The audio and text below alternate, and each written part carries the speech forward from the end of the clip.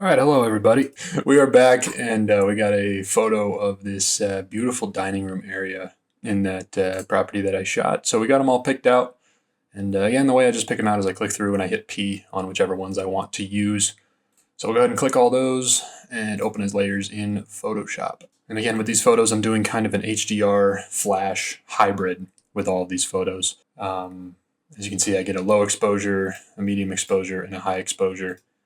And we'll see if we may need to align all of these layers. I think that's just a good practice to get into, is just to align all of them the second you get in. So you click all of them, you go up to edit, you go to auto align layers and just hit auto, and it does a really good job. It takes 2 seconds to do everything. And yeah, it's really cool. So now with all these layers selected, we're going to hit Control T and just bump up the scale of the footage.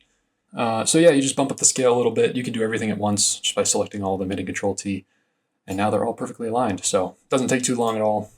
Go back to your mid shot, and I'll just label this as mid shot. This is just the normal exposure of the room, and we'll see what else we have with these flash shots. So you can see the difference of these shots. You can tell I think I just flashed the ceiling with this shot, and it just brings in some more natural color.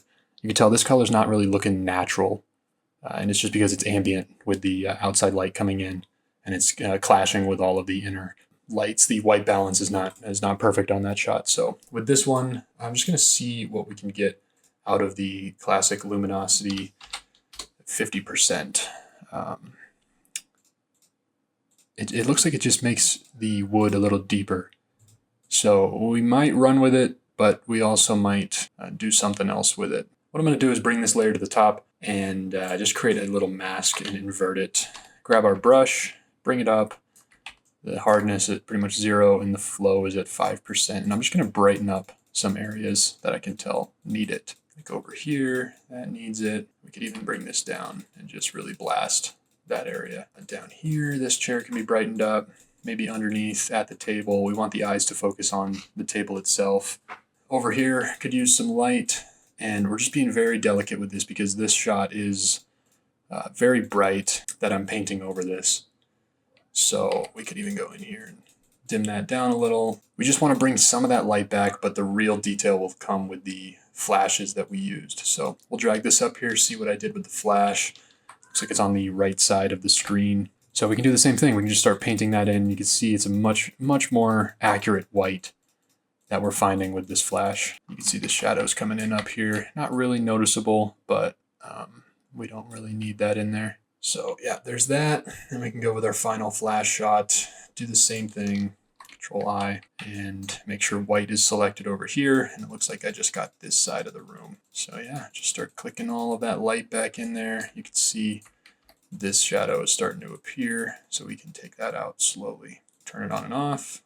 See, it just brightens it up quite a bit, adds more detail into the shot. And this shadow is bleeding through up here, so we can take that out as well. And with the flow so low at 5%, you can really just take your time with it and make it look good. So that's what we've got so far. I'm thinking, yeah, we drag this up here and we'll just get to work on the windows. And I've done this many times in the past, but we're just doing the same thing. We're dragging it to the top and we're hitting the mask. We're using our lasso tool and we're just going through and clicking through the window. With the lens that I was using, it is unfortunately very wide. It's like almost 14 millimeter in this exact shot. I'm pretty sure it's 14. Maybe changes slightly because of the adjustments that we made, but we're going to notice quite a bit of distortion in the windows. So as I'm going up and down on these window beams, it's not a perfectly straight line. It's going to be curved. So I just want to make sure that I'm being diligent and actually editing out or actually creating selections on the curved window. That's not a perfectly straight line because the window is not perfectly straight. So anyway, we got that first window selected.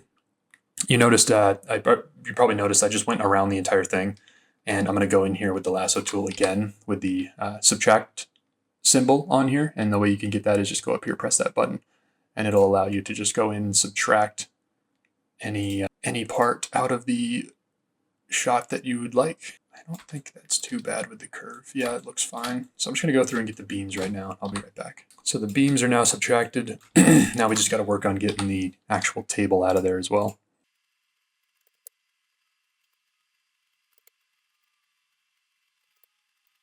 So we got the window selected and it's looking pretty nice. I wanna make sure white is on the bottom over here. Go ahead and hit the delete key and that'll just clean everything right up for you.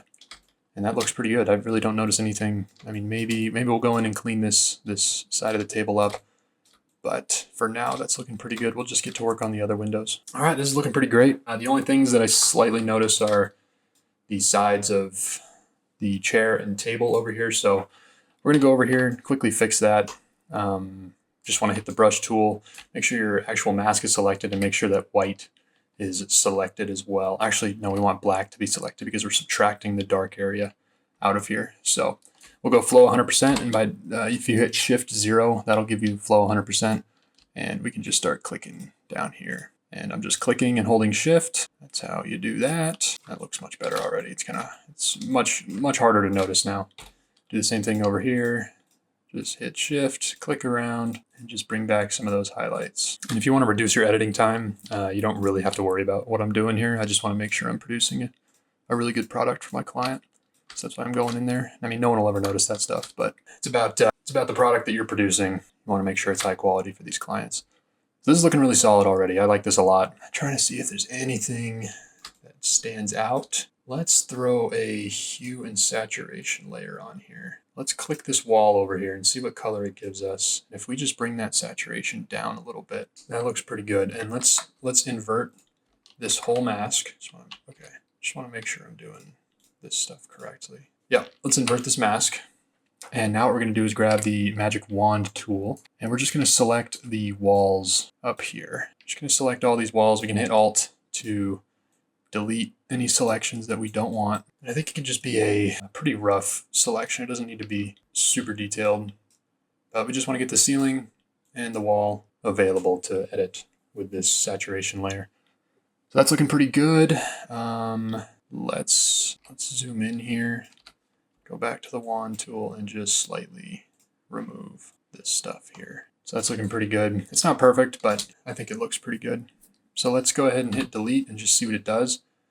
That does make a huge difference. I mean, that just takes away that yellow, that gross yellow, and it makes it look more natural, makes it look better, like better lighting and all that stuff. So let's hit Control D, see if there's any imperfections that we can see just right off the bat. I'm really not noticing anything. If you want, you can also just bring this opacity down. If you want to make it look more natural, you can mess with this opacity here. I would say right there looks pretty good. About a 60% opacity on that one. Now what I'm thinking is we do the same thing, but for the blues down here. So we take that and we drag the opacity down. We can see what blues it's affecting by doing this. And if we bring it all the way down, we can tell that it's making a difference on that ground there. So let's do the same thing. Let's invert it and let's use the magic wand tool, and the hotkey for that is W. And we'll just select the ground here. Anything that's really inside, we just don't want the outside to be affected. So it doesn't really matter if we're getting the wall because I don't think there's any blue on the wall anyway. But yeah, we'll just take that and we'll hit delete just like that. And it really doesn't make too much of a difference, but it honestly does. You can see down here, that's where it's really affecting it. That sky color is really bleeding off onto the ground there. So I think that looks great. That looks pretty good in my opinion. So luckily the outside is looking pretty well exposed compared to the inside. And I think we're done here. So yeah, a few new techniques on this one. We're using hue and saturation, and we're using masks to make sure the wall is the correct white color that we want. And it looks like there's no cleanup to do on this one. I don't see anything sticking out that needs to be removed. So we'll go ahead and hit Control S, send this thing back to Lightroom. And you can see that's our before ambient shot and that's after. It just looks incredible. It looks so good. Go ahead and throw our preset on there, our vertical. And it looks like it's not perfectly vertical. So we'll see what auto can give us.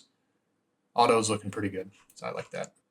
As far as this goes, we can bump up the contrast, can bring down the highlights just a smidge, and bring some texture in there. We can grab this color mixer and find that blue again, and we'll just see what this change in saturation does. Looks like that's a normal color, normal color. I don't know. I mean, I think it's looking pretty good. It looks a little purple in some areas. Yeah, you can see that purple really coming in. It affects just the whole thing.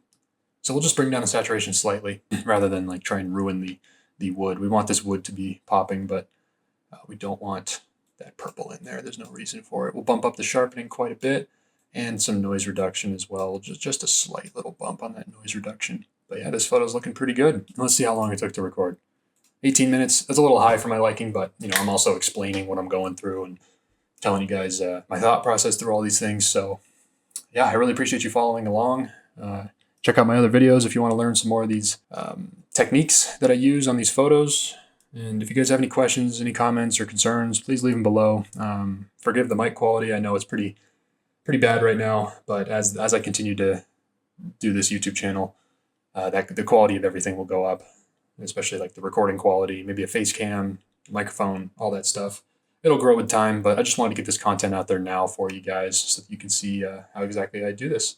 So I really appreciate you watching. Leave a comment, like, and subscribe, and I'll see you guys in the next video.